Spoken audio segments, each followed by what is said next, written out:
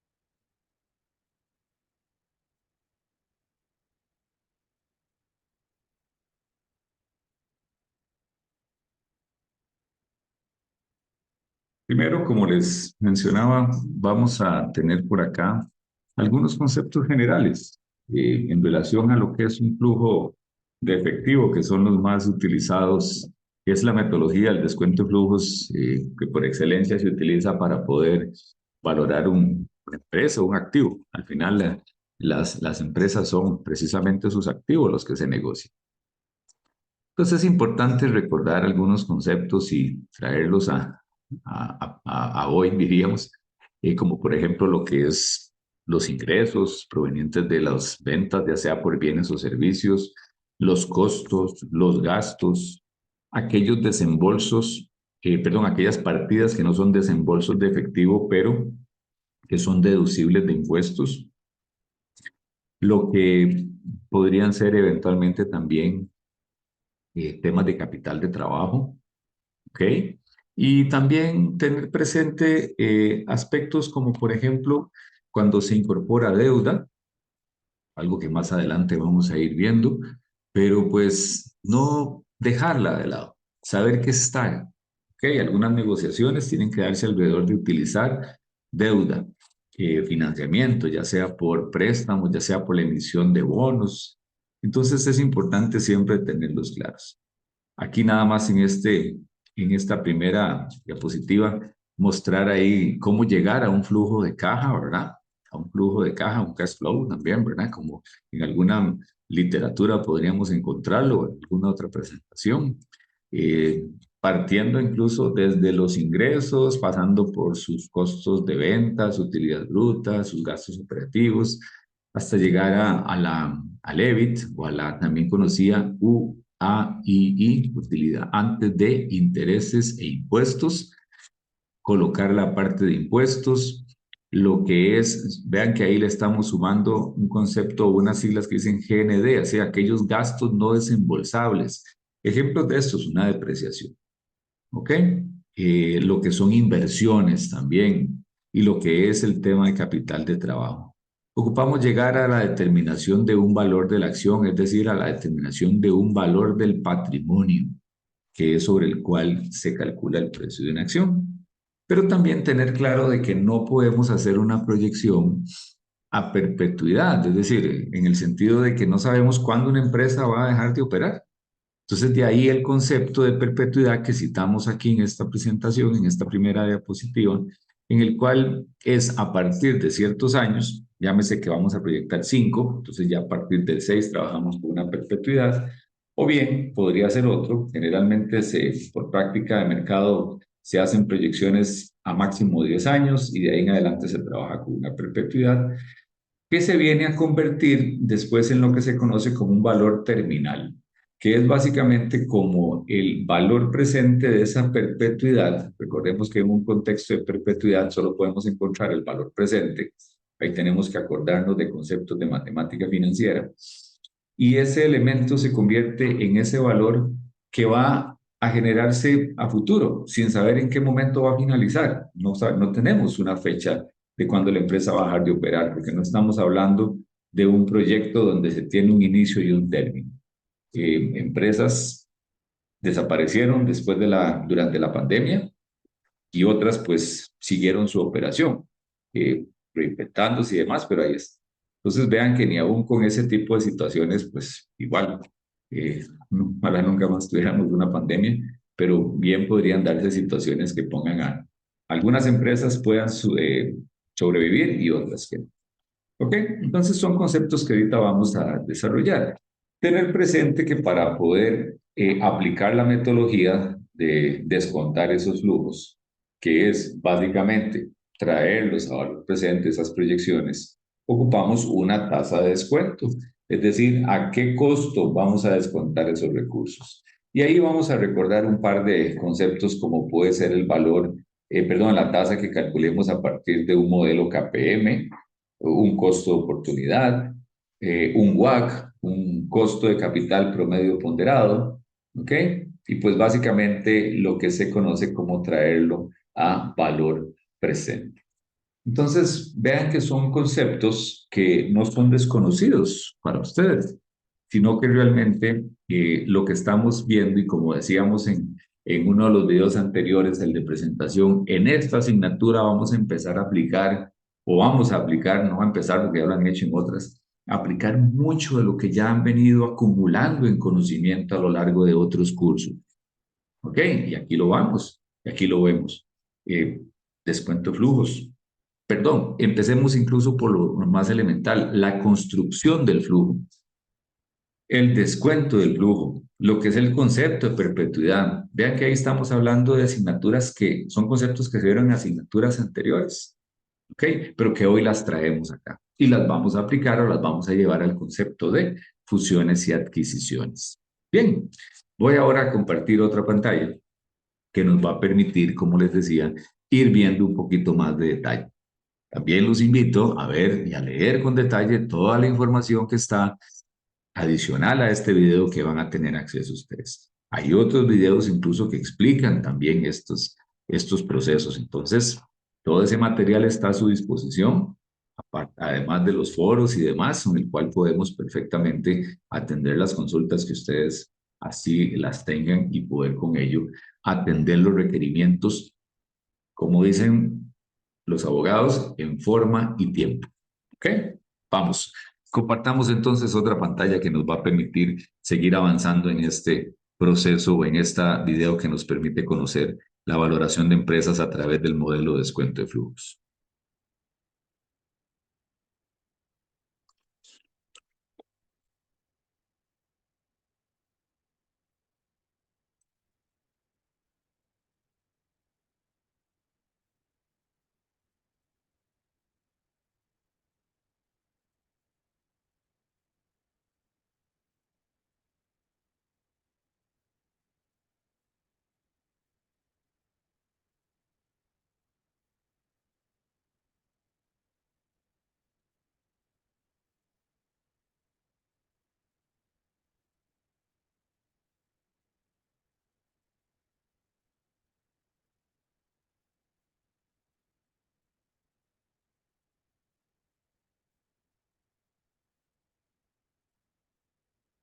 Bien, entonces decíamos que la metodología de descuento de flujos no es ni más ni menos que traer a valor presente,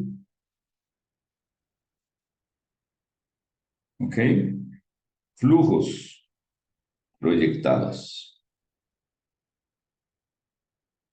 ¿Cómo construir un flujo? Algo que, como bien decíamos, ya ustedes han visto, han practicado, han aplicado en otras asignaturas, pero que hoy sí vamos a repasarlos. La construcción de un flujo inicia con los ingresos y ahí podríamos tener diversos ingresos por servicios, por venta de bienes, ¿ok? También tenemos los costos, ¿ok? Terminamos en esta primera parte con esa utilidad bruta o con ese margen bruto, ¿ok? Los gastos operativos,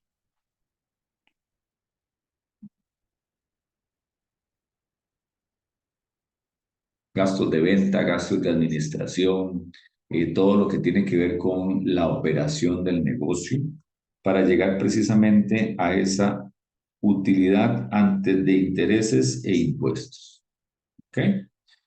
Utilidad antes de intereses e impuestos.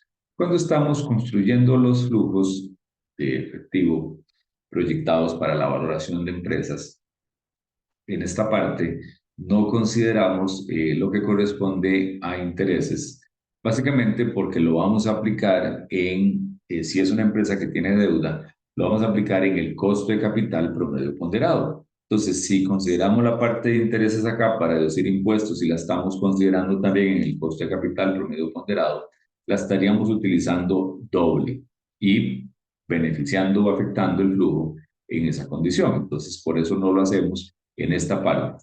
Recordemos que estamos en un proceso de aplicación, esto es de finanzas, ¿ok? Donde utilizamos la base contable como desde su balance de situación, estado de resultados y demás. Pero es básicamente eso, utilizar esa base contable para la construcción de los modelos financieros, pero no es que estamos haciendo contabilidad. Okay, eso es muy importante tenerlo claro. No estamos haciendo conta, estamos usando la conta para precisamente los procesos de valoración. Entonces, después de que incluso dentro de estos gastos operativos es común que ya exista lo que tiene que ver con la depreciación y lo que tiene que ver con la amortización. Recordemos que el concepto de amortización aplica para aquellos activos que son intangibles, como por ejemplo un sistema informático. ¿ok? La depreciación para activos tangibles, como lo que son vehículos, maquinaria, edificios y demás, todo aquello que podemos ver, que podemos tocar, ¿ok? Entonces, una vez que pagamos incluso los impuestos, ¿ok? Y llegamos precisamente a la utilidad después de impuestos, que básicamente ya es la utilidad neta, ¿ok? Como estamos construyendo flujos, entonces vamos a, como decimos, y veíamos ahora en en la diapositiva con la cual empezamos esta presentación, pues necesitamos hacerle los ajustes por gastos no desembolsables. Ejemplos, estos que veíamos por acá, depreciación o amortización en el caso de un intangible. Son gastos que se incluyen para reducir la base imponible, la base sobre la cual se calculan los impuestos, pero no son desembolsos en efectivo. Una depreciación no se desembolsa, una amortización tampoco. Entonces aquí hacemos esos ajustes es sumarle a esta utilidad neta estos gastos no desembolsables. Y por acá también entonces vamos a empezar a aplicar las disminuciones en lo que se refiere a las inversiones, o sea, aquellas compras de activos, aquellas compras de activos que la empresa proyecte realizar, lo que se conoce también como el CAPEX. ¿Ok? Aquí en la parte operativa pueden en algún momento en alguna literatura encontrar hablar del OPEX. Aquí hablamos del CAPEX, que son inversiones de capital, gastos de capital, compras de activos como tal. Y también las variaciones en el capital de trabajo. ¿Ok? Esas variaciones en el capital de trabajo, recordemos que el capital de trabajo es lo que utilizamos para soportar el giro del negocio, lo que se refiere, por ejemplo, a vender a crédito, comprar inventarios, pagar proveedores, ¿ok? Darle esa sostenibilidad a la operativa como un todo. Entonces, el capital de trabajo, recordando conceptos, es el activo circulante menos el pasivo circulante. Entonces podemos tener, y ya que incluimos las variaciones, es decir, si por ejemplo tenemos 100 en este periodo y en el siguiente requerimos de 150, ¿qué incluimos en el flujo? Los 50, la variación, el incremento, lo marginal. ¿Por qué? Porque el capital de trabajo se va recuperando. El capital de trabajo se utiliza para soportar el ciclo operativo, ¿ok? El ciclo del efectivo como tal. ¿Ok? Entonces, dale, metemos las variaciones. Teniendo estas modificaciones, perdón, teniendo estos datos, ya podemos llegar a lo que se conoce como los flujos de caja libres. ¿Ok? Y estos flujos de caja libres para los diferentes periodos, decíamos ahora, puede ser un máximo de 10, que es la práctica como tal, o pueden ser 5, o en ese rango. Entonces requerimos traerlos a valor presente. Entonces aquí tenemos el 1, el 2, el 3, el 4, el 5. Y estamos en el momento cero. Entonces aquí tenemos un flujo de caja, aquí tenemos otro flujo de caja, aquí tenemos otro flujo de caja y así sucesivamente. ¿Ok? Con este último flujo de caja libre, como el que acabamos de calcular a partir de esto que veíamos acá, ¿ok?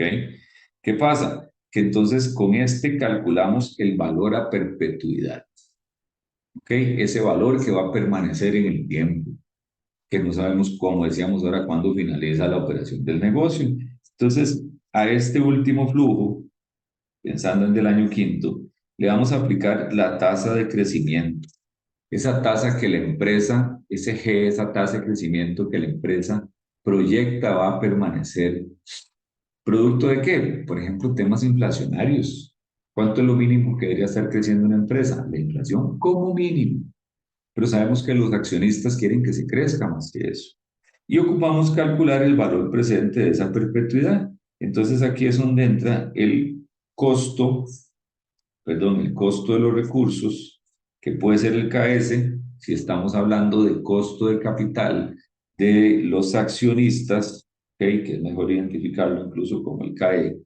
Recuerden que el E es de equity, de capital, menos precisamente la tasa de crecimiento, lo que se conoce como la rentabilidad neta.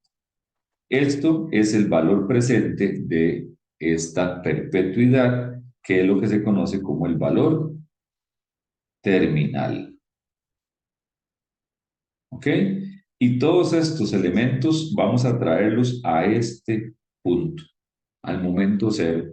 Entonces, este va a venir al momento cero, este va a venir al momento cero, este va a venir al momento cero, este va a venir... Y estos dos que están acá también van a venir al momento cero.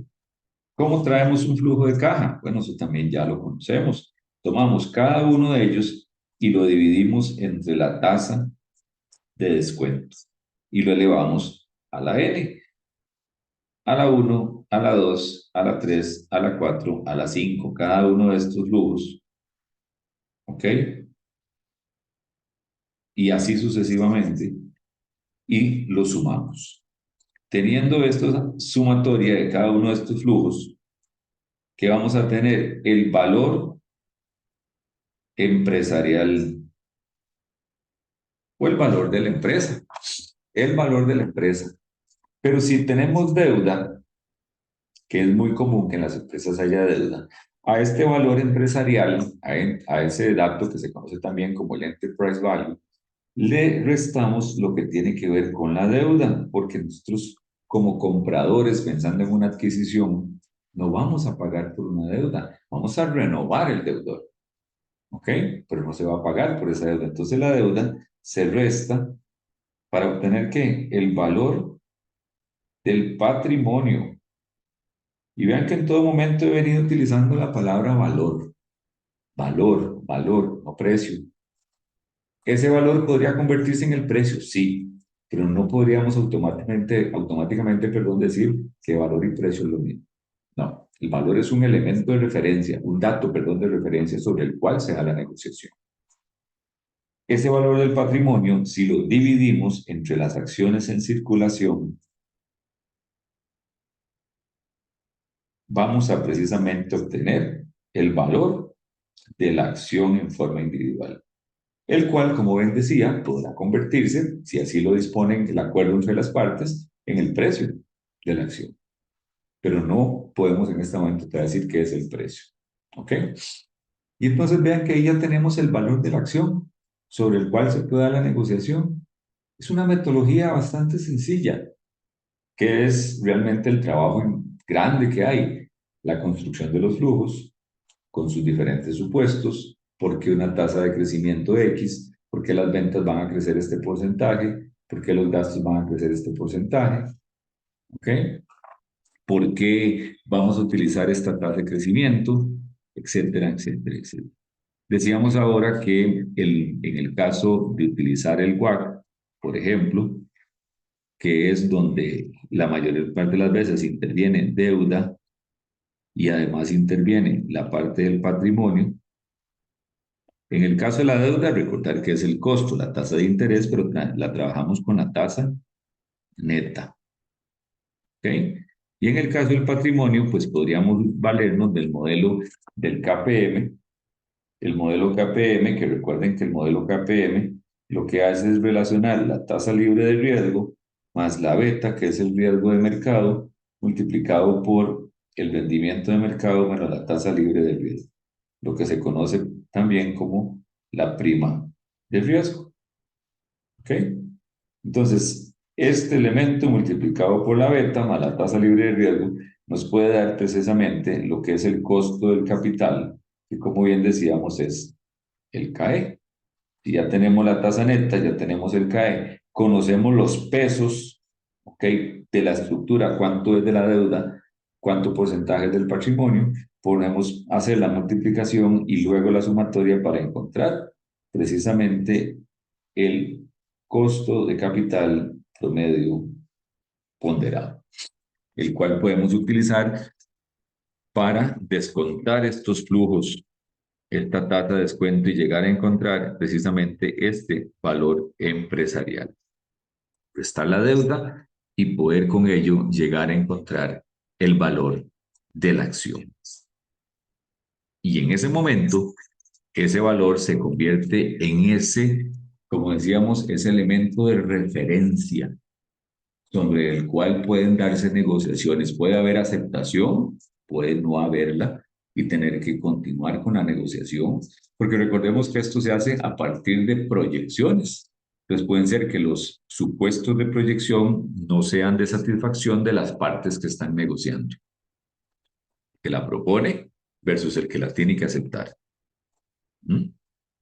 Eso bien lo sabemos como en la negociación de cualquier activo. Se pone un valor, pero la contraparte tiene la oportunidad de llegar y decir, bueno, estoy o no estoy de acuerdo, me parece que es un precio alto, un valor alto, me parece que es un valor bajo. Dale, es cuestión de ver qué opinan las partes.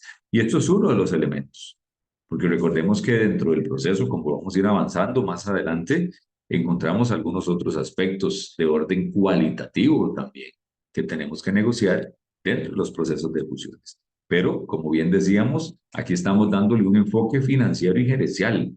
Este es un enfoque financiero. Tenemos que ir poco a poco avanzando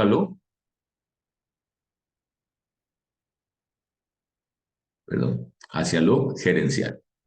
¿Ok? Muy bien. Con esto, pues, logramos dar un refrescamiento de los conceptos que giran en torno a esta metodología de descuento flujos. Como les mencionaba, hay otros videos, hay más material dentro de la unidad que deben consultar para, pues, terminar de comprender, refrescar y aplicar esos conceptos que ya tienen ustedes, pero ahora dentro del marco de lo que son fusiones y adquisiciones. Espero que con este video pues puedan, como les digo, ubicarse mejor. Quedan abiertos los espacios de asesoría para que cualquier duda que tengan podamos atenderla. Y bueno, a seguir avanzando en el marco, en el análisis, en este tema tan apasionante como lo es las fusiones y adquisiciones. Y como decíamos en otros videos, vienen cosas sumamente interesantes, vienen materiales que se está trabajando por parte de la cátedra con mucha dedicación para poder ofrecerles cada día de parte de la universidad, de parte del cuerpo docente y todos los demás funcionarios que estamos alrededor de estos procesos, material de calidad, material actualizado, que los pueda perfectamente conducir de una mejor manera en estos procesos de aprendizaje que ustedes llevan. Un gusto haber estado nuevamente con ustedes a través de este medio y nos vemos en un próximo video.